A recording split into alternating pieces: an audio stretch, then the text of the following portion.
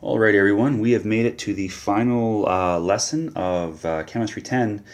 It's lesson number 17, which is balancing chemical reactions. Now, in many ways, this is the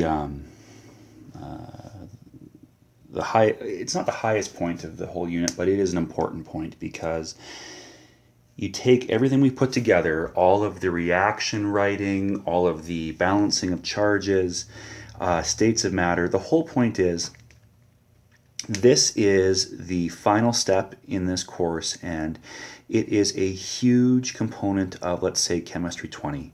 This leads to a word called stoichiometry, which you will really become familiar with. Balancing reactions is a crucial skill that you must have. The learning objectives are you'll understand the law of conservation of mass, and we'll also be able to balance chemical equations for everything we've looked at so far.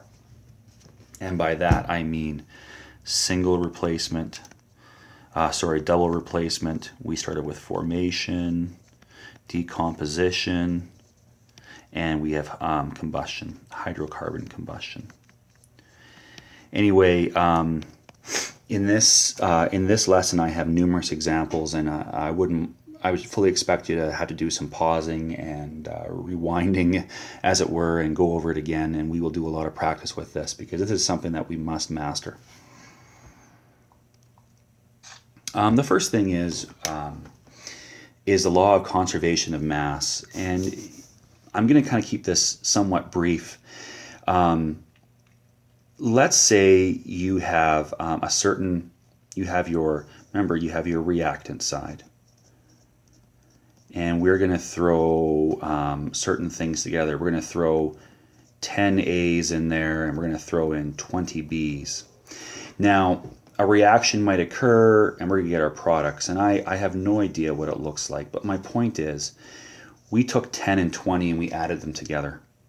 Well, all 30 of those must be accounted for over here. I guess, in other words, what I'm trying to say is, what you have here must equal what you have here, and that's crucial. The law of conservation of mass states that when we have a reaction, sure, fine, things might make gas, blow up, heat up, cool down, who cares? But the number of particles, the number of compounds, atoms, has to be the same on each side. They might change what they look like, what they smell like, who cares?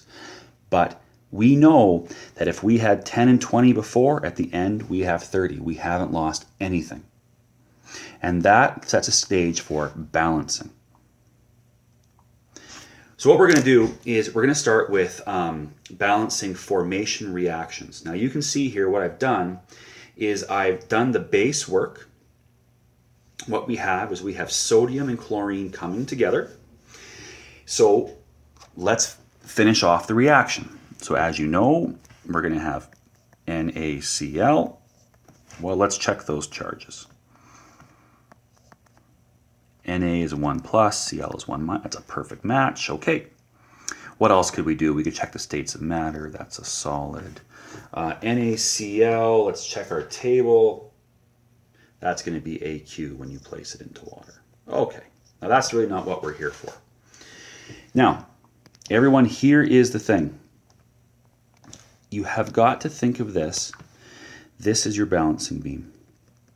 And you must have the same number of sodiums and chlorines on both sides. I want to tell you something that when I first took this in grade 10, I actually found this to be confusing. But it's funny, after a little bit of time, it actually worked out. Now, I'm not saying I won't make a mistake because I do goofy things, but my point is, once you get the hang of it, you can find the answer, and you will find the answer. My advice for you would be, when you're doing these questions, would be to use a pencil. And it's okay to make a mistake and erase it. It's not a big deal. I will try to give you tricks and clues and hints as I can, but it's almost one of those things, I could sit here and let's say you'd never ridden a bike before, and I could tell you this is what you have to do, so on and so forth. But eventually your brain gets a feel for it and you can just do it. Now, that's what's going to happen here as well. Eventually you're going to learn, your brain will see how to attack this. And unfortunately, the only way to build that skill is to, well, just like when you're riding your bike, you have to fall off a few times and keep practicing. Same thing with this. We're going to keep practicing until we get the hang of it. So what you do, everyone, here is I'm going to actually change my pen color here if I can. I don't know. Just go to like, where's red? Good enough. Okay, so we got red now. What you need to ensure is you have to have the same number of chlorines and the same number of sodiums on both sides. Well, here we go. I see on the left-hand side, I see that I have 2 chlorines. So what I'm going to do is, just bear with me, I'm going to put a 2 right there. Now, what does that mean? That 2 has been put in front of the NaCl. This 2 means, what does that mean? It means I have 2 of this group. I have an NaCl and an NaCl. So, how many sodiums do I have? I have 2. How many Cl's do I have? I have 2. Another way of looking at that, which some people prefer, is the multiplication method. You might be familiar with this from math. You see this 2 is next to the bracket, so it jumps in there, but it jumps into both things. That gives you 2x, and you multiply this one, which means 6. So whatever way you look at this, by putting that 2 on the front, what I've done is I've said, okay, I've got 2 of these, and I've got 2 of those. So let's double check. On the left-hand side, I have 2 chlorines right now, Cl2. I now on this side have 2 NAs. Or I'm sorry, well that's true, but we're looking at Cl's right now. 2 Cl's. Life is good. But now let's consider our sodiums, because you see, this 2, yeah, it multiplied this one, just like your math example, but it also multiplied the first one. So how many NAs do we have? We have 2 NAs. Well, if you look back over here, oh man, we only have 1 of those. What can I do? I'm going to put a 2 in front of it. Now I have 2 NAs. So everything is now perfect. I have 2 Cl's on the left, 2 Cl's on the right, 2 NAs on the left, 2 NAs on the right. So I know this seems hard, but it's something that you have to get used to, and you will.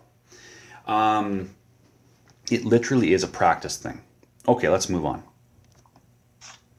Okay, so for this one, oh heck, we'll leave it in red. No, I better move it back to blue for I'm consistent here.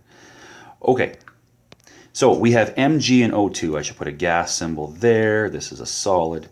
Okay, now what's going to happen? It's a formation reaction. So Mg and O are going to come together. Remember, this is the form of A plus B gives you AB. All right, let's check our charges. MgO. Actually, I think everything's good there, guys. This is a 2 plus, a 2 minus. Perfect. Now, let's check our balancing here. We will get the hang of this. Here we go. So, what looks wrong? I mean, some things probably, I hope it's jumping out at you that something looks wrong here right now. I'm going to put this as a solid. Let's just move on. I see right here, I see that we have 2 oxygens. Well, just like before, let's put that 2 right here. And remember, this 2 jumps to there, and it jumps to right there. So this is my balancing point. I have 2 oxygens on that side. Life is good. I now have 2 oxygens on this side. But remember, this 2 multiplied there, and it multiplied here. That means I have 2 magnesiums. Well, we have a problem over here because we only have 1 magnesium. So we better put a 2 right there. Oh, and I forgot to mention this. Have I changed? If I get rid of, if I can just recap this down here, what I have is I have 2 Mg plus blank O2 gas. I have 2 MgO. You'll notice this point right here. I have not put anything there. By default, it's understood that there is a 1 right there. You can write the 1 if you want, or you can leave it blank. So if you do not put anything there, you are more than welcome to just write the line and leave it blank. It is assumed that there is a 1 in that spot. Okay, let's try another one. Now this is where life is going to become a little more difficult because the point is this. You're going to want to take the words they give you and write the entire equation. So here we go. We have iron, which you need to find on the table. So iron, which I believe is Fe. Now I'm trying to make this one a little bit tricky because you have Fe. Okay, we're going to put solid.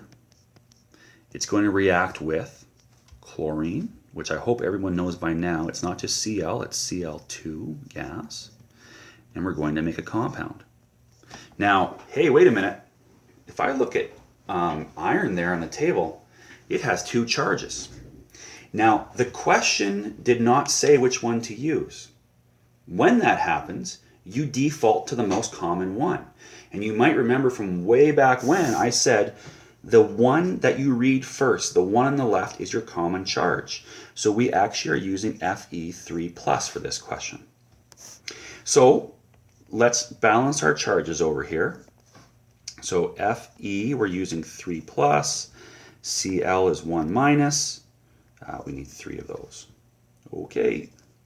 We could check our states of matter. It certainly is becoming a little bit more commonplace here now. This should be AQ. All right. Now, again, you see this is very much a feel situation. You'll notice right away that the chlorines do not match. You have 2 on the left. Well, as we've been doing throughout this course, that to me is kind of a lowest common denominator thing. You know, where do 2 and 3 match? Well, you have to have a common denominator of 6. So think to yourself, well, I've got to make this 6. Let's put a 3 right there. So, look at this, guys. 3 times 2. I now have 6 chlorines. Now, lowest common denominator on this side. That was a 3. So we got to put a 2 right there. Now let's just make sure how this works. You really got to watch this part. This 2 now gets applied to here. Well, and it gets applied to here. But be careful. It's not just 2 this time. How many Cl's were there already? There were 3. This is multiplication. What is 2 times 3? 6. We have 6 Cl's on that side now. Now, this 2 also applied to the Fe. There's nothing weird down here. So this one's pretty straightforward. We have Fe. We have 2 of them. What could you do to this side to make your life easier? Because you have to have 2. Put a 2 right there. Again, I really want to point out on this one, getting the hang of it was a little bit more difficult, and I appreciate that. You really have to think to yourself, on this side you had a Cl2, and this one you had FeCl3, and I knew the Cl's were out of whack, and I tried to think, well, what's the lowest common multiple of the 2 and the 3? And it is 6. So if I need to make this 6, I put 3 right there, because 3 times 2 is 6. I've got to make this one 6. So what should I put in front? It should be a 2, because 2, there were 3 already, so 2 times 3 is 6. Again, guys, it's not an easy concept, but your brain will warm up to it. Let's change gears here now. We'll try moving on to decomposition. Decomposition is simply where you might remember we had an AB and it broke apart into A plus B. Okay, no problems here. What you try to do, you try to identify, well, what things are out of whack. This is your balance point. The arrow is always your balance point. The hydrogens look good, everybody. I mean, you have 2 on the left and you have 2 on the right. The one problem here, though, is that you actually, if you look on the right-hand side, you have 2 oxygens. So what could you do over here? Well, there's 1 oxygen here. Now, we don't see it, but there's 1 right there. They don't write it, but there's 1. So what number do we put in front? 1 times what gives us 2? Well, we're going to put a 2 right there. We now have 2 of those, 2 times that. So now we have O2. Now let's be careful. How many hydrogens do we now have? There were 2, and now I'm multiplying by 2. 2 times 2. We have 4 hydrogens now. Now you got a problem over here. I have 2 already. What do I multiply to give me 4? You put a 2. So the final, it looks like this. It's 2H2O liquid, 2 hydrogen gases, plus blank or 1 O2 gas. It is now balanced. Everything is in order. Okay. Now this one I partially completed, but not so much. I wanted to see if everyone would remember this part right here.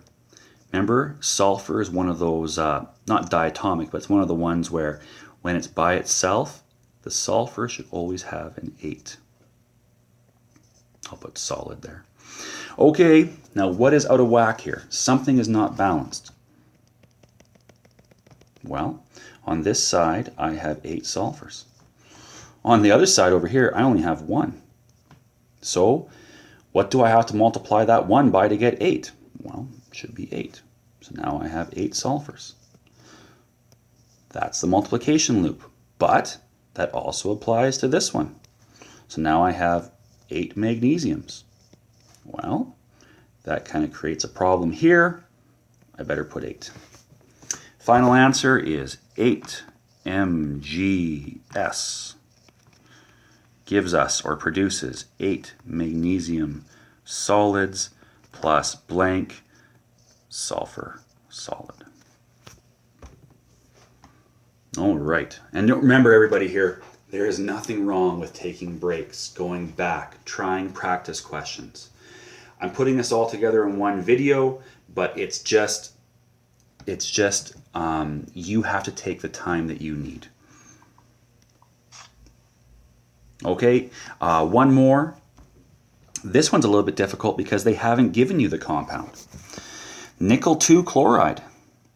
Well, nickel 2 chloride. So that means we're using nickel with a 2 plus charge and chlorine with a 1 minus charge.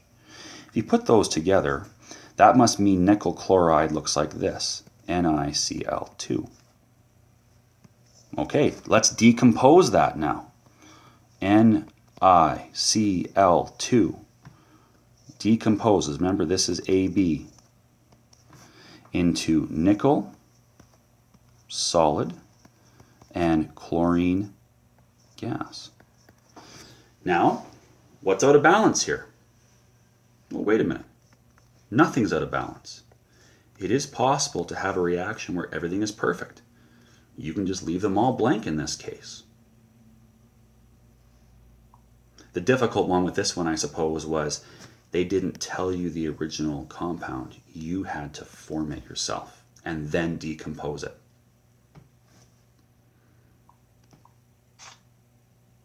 All right, we'll move on to single replacement.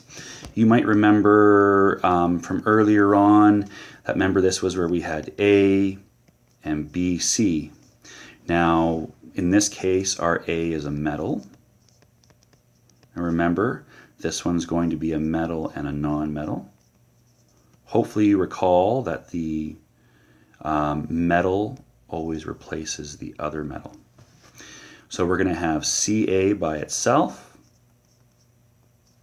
and we're going to have Na and Cl come together.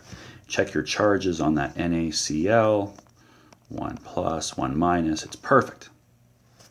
All right, so now we can go ahead and we can balance this. Now remember, it's a loop that kind of keeps on going. You just got to be careful. Pick something that doesn't match. Well, I see that we have 2 Cl's right there. Well, I only have 1 Cl right here. So that 1 times what gives me 2? I got to put a 2 right there. Now I have 2 Cl's. But that also means I have 2 NAs. So that's kind of out of balance now. So how do I fix the 2 NAs? I got to put a 2 right here. Let's double check everything. I have Na is 2. Yep, I have Na is 2. I have Ca is 1, Ca is 1, I have Cl is 2, and I have Cl is 2. So final answer, 2 Na solid plus CaCl2. That's probably, I really don't know what that is. I should look that up. That is AQ. Gives you calcium solid, plus 2 NaCl AQ. Okay, we'll try another one. Single replacement. This is your metal, metal, non-metal. By now you should know the Ag will be kicked out on its own, and we will have Mg and NO3 coming together. I'm confident that this is going to be AQ, but what I'm not confident is that that's balanced. You see Mg is 2 plus, NO3 is 1 minus. We need 2 of this guy here. Remember everybody, this is a polyatomic ion, so you've got to put your brackets. Okay? Now, let's start balancing. We've got to be careful.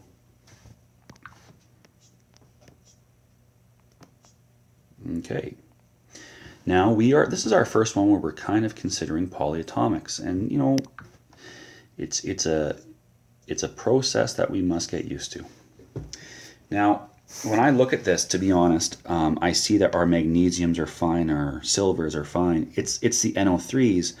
The nice part is, everybody, the NO3s are groups. So if you make this your dividing line, how many NO3s do I have? Well, just kind of peek down here. You have 2 of them. So you better have 2 on this side. And how are you going to do that? Well, you're going to put a 2 up here, because this 2 multiplies to that NO3 group. Okay, so now that's fine.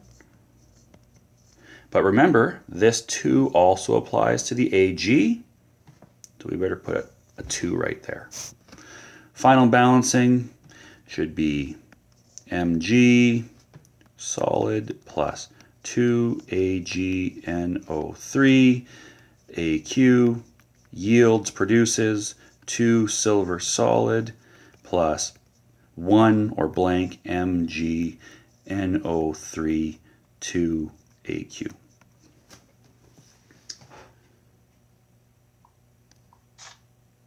Okay, gold reacts with calcium sulfate. So you got to write down, so we have gold, which based on your periodic table, gold should be Au. It's number 79 there, so gold reacts with calcium sulfate. We better make sure the charge is on that. Calcium is 2 plus, sulfate is 2 minus. Oh, that's a perfect, they come together perfectly. The states of the AQ are the solid there. Actually, that's going to be a solid, it says. Okay. Now, single replacement. The gold will replace the calcium, so calcium is by itself. Now it should be gold and sulfate that come together. Let's check our balancing of that one? Well, AU is 3 plus. We're using the common charge. It didn't tell us otherwise. SO4 is 2 minus. There's that lowest common denominator thing we've been talking about over and over. So it's got to be a 3 plus a 2. Lowest denominator is 6. So times 2 times 3. So we have to have 2 golds, and we have to have 3 sulfates. Remember, polyatomic. Okay, let's balance. Now this is actually where I can try to give you a little piece of advice. If you look at this, this equation as it stands right now, I actually can see 2 things that are out of whack. I'm hoping what you're seeing is, sorry, I'm just making that a little bit bigger here because it's hard to see what I'm doing. I'll just go like this. I see 2 things that are out of whack. I see the AUs, the golds, they are not balanced. Also, the SO4s are not balanced. If you want my opinion, so in this situation, we have the positive metal is unbalanced. Remember, metals are always positive. And we also have a negative polyatomic, not balanced. If you want my advice as to which one to tackle first, always go for the negative polyatomic first. So what I mean by that is if I look at this, I'm going to try to balance the SO4s first. So on this side we have SO4, we have 3 of them, which means we have to have 3 of them on this side. Let's put a 3 right here because that's going to carry to there. Now, what did that 3 also just affect? It impacted this calcium, so now we have 3 of those. Well, we better fix this. We'll put a 3 right there. We have 3 of those calciums. Finally, if you look on the right-hand side, we have 2 golds here. Well, how can we do that now? Let's just put a 2 over here, and that will give us 2 golds there. So like I said here, everybody, when you have a choice, when you have 2 things that are not balanced, always balance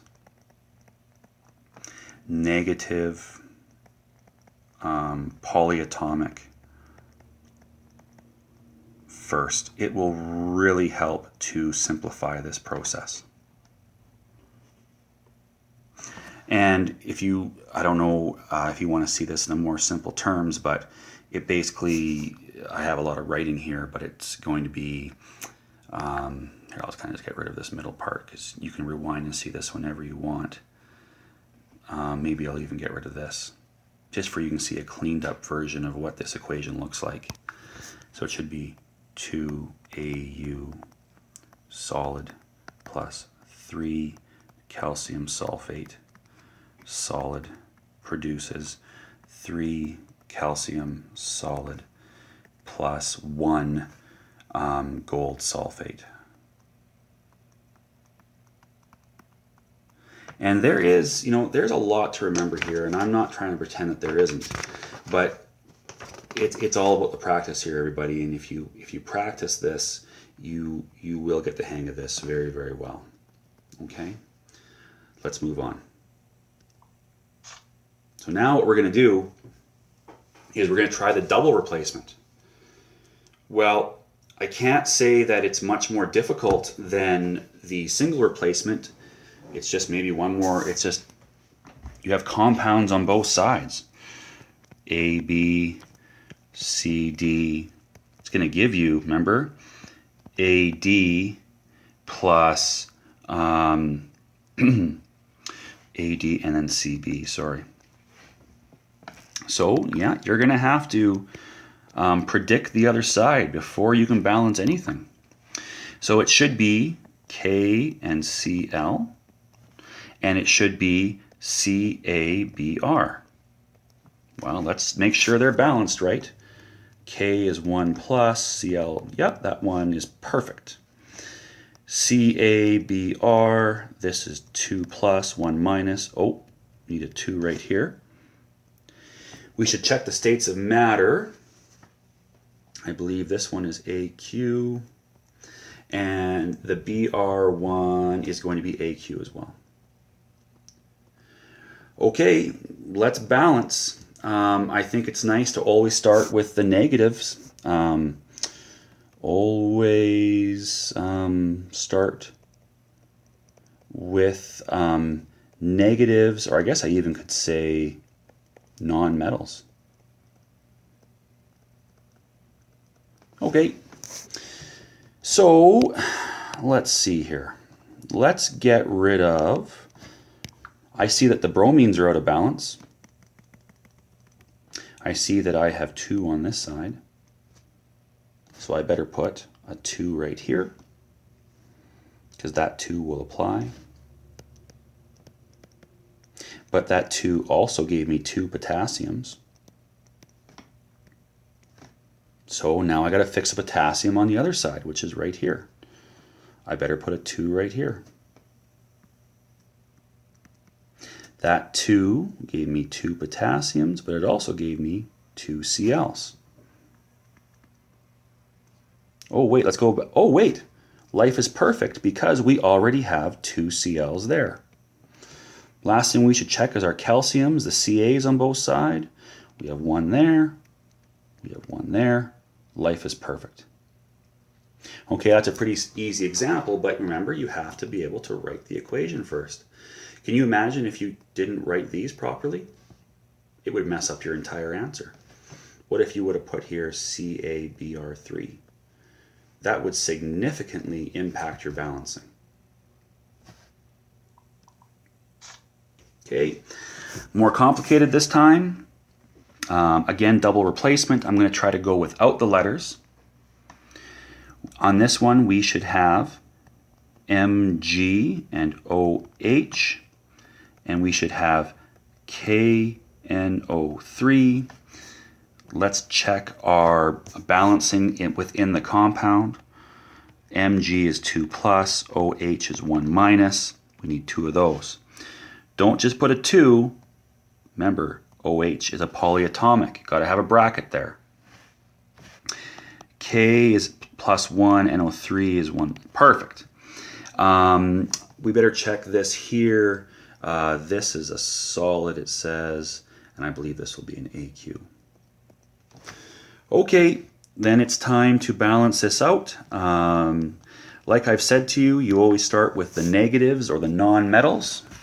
Take your pick, doesn't matter. On the right-hand side, I see I have 2 OHs. Well, let's go ahead and fix it over here. So let's put a 2. Now I have OH, I have 2 of them. It also means, though, I have 2 potassiums. So I better go back and fix it over here by putting a 2. Okay. That also means, though, that I have 2 of the NO3 group. Best part is, if you look over here, we already have 2 NO3s. Finally, let's check our magnesiums. And it's nice to see that both have 1 on each side. Okay. Again, I hope that you're seeing how this pattern's coming together and how we're jumping from side to side, side to side. It is nice. It does work out once you get the hang of it. Okay. I made this one up because, you see, this one, they've given you nothing. And you have to make everything up from start to finish. Magnesium and phosphate. I'm going to put this up here. Magnesium. Magnesium I know is 2 plus. Phosphate is PO4 3 minus. Yikes. That's the lowest common denominator one. That's going to give us Mg3 PO4 2. Okay, lowest common denominator there is 6. So I need 3 of those, and I need 2 of those. Remember why I use the bracket there? I hope you do. This is going to be solid. Silver sulfate. Well, silver and sulfate. Silver is Ag1 plus. Sulfate is SO4 2 minus. We need 2 of those. So Ag2SO4, and it looks like that one is solid as well. Okay, so what are we going to get? Double replacement. The Mg will go with the SO4, and the Ag will go with the PO4.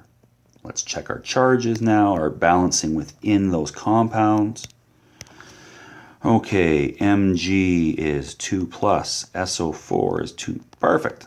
That one's good. Ag is 1 plus.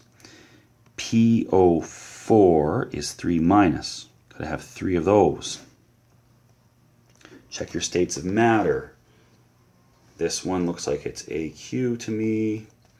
And Ag3PO4 is going to be a solid. Okay, let's try to balance this. Again, remember, things might be messed up all over the place, but you go with the negative, the polyatomic. Okay. On the right-hand side, I see the PO4s are not balanced. Remember, I could look at the magnesiums, the silvers, you're like, well, it's all messed up. But we stated we're going to start with the negative polyatomics. So on the left, we have 2 PO4s. So let's change that on the right. So I'm going to have to put a 2 right there. Okay, so now we have PO4, 2. But what did that just impact? This 2 went to here. Now remember, how many AGs do we have? We have to multiply these numbers. That means we have 6. AG6. Let's go over here now. Well, we have to have 6 AGs there as well. We have 2. 2 times what gives us 6? Should be 3. So now we have 6 AGs there. That AG also impacted this though. Now we have SO4. We have 3 of them. Okay. Well, now I have to go back here and make sure I have 3 of them. Put a 3. I now have SO4 3. That also gave me 3 Mgs. Which is nice because look right here. There was 3 Mgs there too. Now that's a tough example. But it did balance out not well at the end. It balanced out well at the end if you focus on the negative polyatomic at the very beginning. You just have to remember, keep going back and forth, accounting for everything. Again, can you see how difficult? They didn't give you anything in this. It was just words. If you didn't write these compounds correctly, you had no chance at ever balancing this correctly. And this is what I always tell people as you move on in these older high school grades. You can do so much work, but if you do something wrong at the very beginning, well, 5 minutes later, the whole thing is still wrong. So it's crucially important that you know how to write compounds correctly with their charges. Predicting, it just goes on and on forever. And that's why I cannot overemphasize the importance of practice, practice, practice. Okay, so now if we want to make our lives a little bit easier, we get to move on to hydrocarbon combustion reactions. These are much more gentler. The first part is I just gave you, this is propane, I believe. Remember, what are the products? You always get CO2 gas, and you always get water in gas form. This one I can give you a direct hint for. You must balance carbons then you balance hydrogens, then you balance oxygens. If you follow that, you're good to go. So let's do our carbons. On the left-hand side, I have 3 carbons. So let's put a 3 right here. Perfect. We did that. Let's balance our hydrogens now. Now on the left, you will see that you have 8 hydrogens. So what number goes here to make 8? 2 times 4. Perfect. Now, just got to be a little careful here with the oxygens and really account for them, because you see, everyone, there are oxygens here and here. Okay, so let's look. How many oxygens do we have in the water? 4 times 1, we have 4. How many do I have right here? That's 3 times 2, which is 6. So on this side in total, we have 10. Now look here. What number times 2 gives you 10? It's 5. So you have 1 C3H8 plus 5 oxygen gases gives you 3 carbon dioxide gases plus 4 water gases. Okay? You have got to follow that procedure. C's, then H's, then O's. And the trick is looking for O's on both sides, on both products. You have to account for the whole thing. We'll try another one. Okay, so we know by now CO2 gas plus H2O gas. Okay, we're going to follow C's, H's, O's. There are 2 carbons on the left, so we need to have 2 carbons on the right. Let's now do our hydrogens. There are 6 on the left. So I got to get 6 here. 2 times 3. Life is good. Now the oxygens. Let's look here and here. I have 3 here, and I have 4 here, for a total of 7. Now this is the problem, everyone. I did this on purpose. Every once in a while, well, it's not every once in a while, it actually is due to the even number of carbons, but my point to you is this: it's more of a math problem. You have to think to yourself, on this side there are 7. So 2 times what gives you 7? Well, it's 3.5. But that actually is the wrong version. Because look, you can't have half of an oxygen. You can't have half of, well, I know maybe you can cut it up, but my point is everything comes here in wholes. When this happens and you have a decimal, you must double everything. And what I mean by that is this. I will rewrite it. C2H6 plus O2 gas,